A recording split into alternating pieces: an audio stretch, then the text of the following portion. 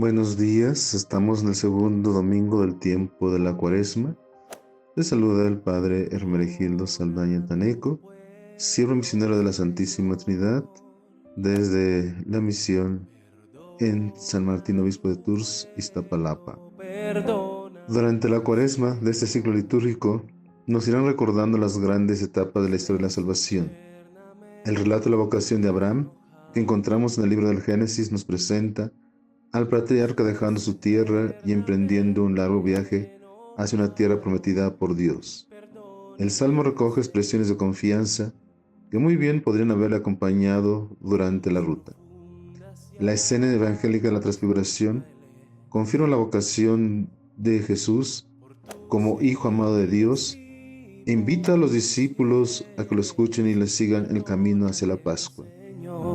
Pablo subraya que la fidelidad a esta vocación santa, no exenta de dificultades, no es obra nuestra, sino fruto de la gracia que se ha manifestado en Jesucristo. Pues ahora vamos a escuchar el relato luminoso de la transfiguración de Jesús que la liturgia nos presenta siempre para el segundo domingo de Cuaresma. Del Evangelio de San Mateo. En aquel tiempo Jesús tomó consigo a Pedro, a Santiago y a Juan, el hermano de éste, y los hizo subir a solas con él a un monte elevado. Ahí se transfiguró en su presencia. Su rostro se puso resplandeciente como el sol, y sus vestiduras se volvieron blancas como la nieve. De pronto aparecieron ante ellos Moisés y Elías conversando con Jesús. Entonces Pedro le dijo a Jesús: Señor, qué bueno sería quedarnos aquí. Si quieres, haremos aquí 3 chozas, una para ti, otra para Moisés y otra para Elías. Cuando aún estaba hablando, una nube luminosa los cubrió, y de ella salió una voz que decía: Este es mi Hijo muy amado, en quien tengo puestas mis complacencias. Escúchenlo. Al oír esto, los discípulos cayeron rostro en tierra, llenos de un gran temor. Jesús se acercó a ellos, los tocó y les dijo: Levántense y no teman. Alzando entonces los ojos, ya no vieron a nadie más que a Jesús. Mientras bajaban del monte, Jesús les ordenó: No le cuenten a nadie lo que han visto, hasta que el Hijo del Hombre haya resucitado de entre los muertos. Palabra del Señor. Mateo sitúa el relato de la transfiguración inmediatamente después del primer anuncio de la pasión y sus consecuencias. Sabemos que el evangelista Mateo se remite constantemente a las Escrituras. Al parecer le gusta presentar la vida de Jesús como cumplimiento y superación de las promesas del Antiguo Testamento.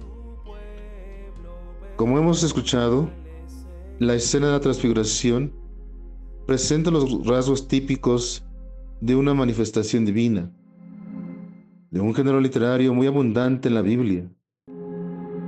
También se habla de subir, bajar del monte o la montaña, donde aparece Jesús con un rostro luminoso, la nube como la presencia de Dios, pero ante lo nuevo y lo novedoso, no deja de sentirse el miedo.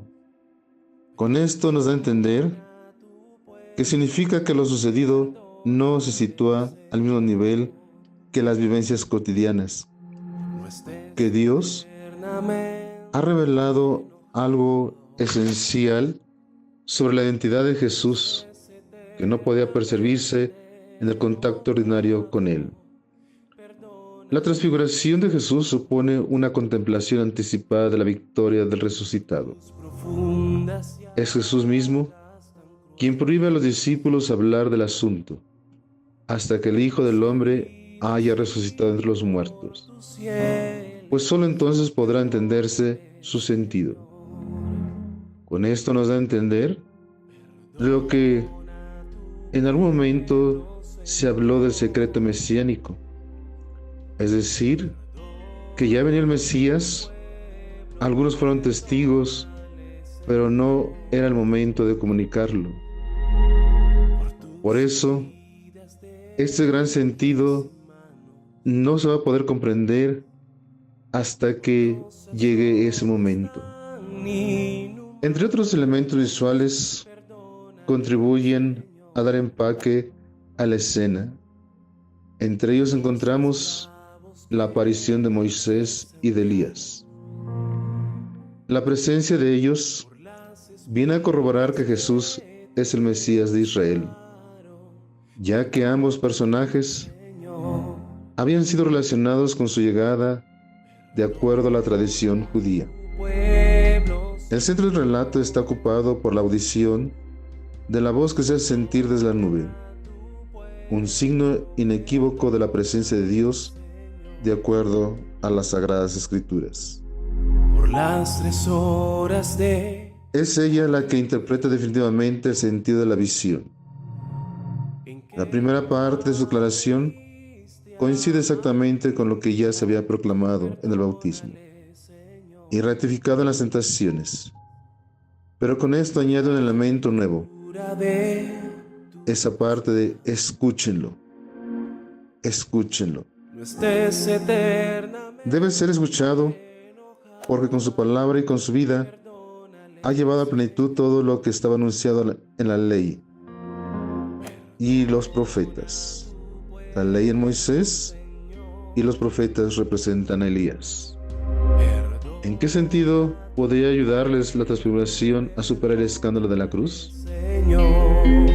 Con esto, todo empieza con el anuncio de la pasión, que supone un duro golpe para los discípulos, porque implica la frustración de sus expectativas mesiánicas. Basta recordar la reacción de Pedro.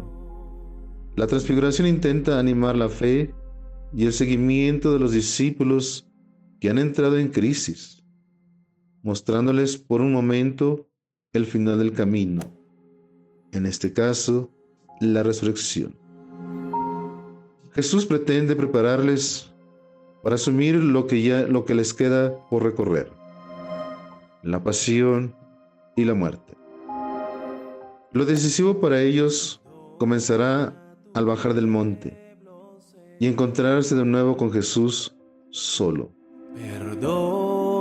Podríamos mencionar que esta es la única ruta posible para alcanzar la gloria de la resurrección, ya que ellos han entrevisto en la cima de aquel monte, solo. Como tal, la cuaresma de los primeros discípulos nos marca la pauta. Como ellos caminamos hacia la Pascua, estamos llamados a vivir transfigurados. A veces el Señor nos regala momentos de luz que luego nos animan a seguir adelante en momentos más oscuros. La oscuridad nos puede desanimar. Siempre tenemos miedo a lo nuevo, a lo desconocido, porque no sabemos cómo es. Para los discípulos el miedo lo ven ante esta transfiguración, porque es nuevo para ellos y aún no saben lo que les espera. Por eso nosotros, ya anticipando en vivir la Pascua, es vivir sin miedo y con esperanza el momento presente. Todos los bautizados fuimos transfigurados, identificados con Jesús, en la cual nos colocaron como símbolo la vestidura blanca, símbolo de la resurrección, símbolo de la transfiguración. Que ese domingo el Evangelio nos lleva a comprender mejor cómo es que hoy en día esa transfiguración nos lleva a vivir más plenamente nuestra liturgia en las celebraciones. ¿Qué sentido le damos? ¿Con alegría, con tristeza, con frustración o como un requisito? Que esa celebración nos motive a recordar que vamos caminando en la paz, en la pasión, y nos preparamos a ese momento de la muerte. pero que no nos quedemos en la muerte, sino que lleguemos, como dice, a la parte final, a la resurrección. Promesa que se nos ha hecho desde el bautismo. Que tengan un buen domingo y que sigamos viviendo en ese espíritu de la liturgia en la Cuaresma, llamados a seguir orando y a seguir ofreciendo momentos de ayuno como momentos de camino a nuestra propia conversión, y que este caminar nos lleve también al encuentro con Jesús, como lo hizo con algunos de sus discípulos. No fueron todos, solo Él eligió a algunos.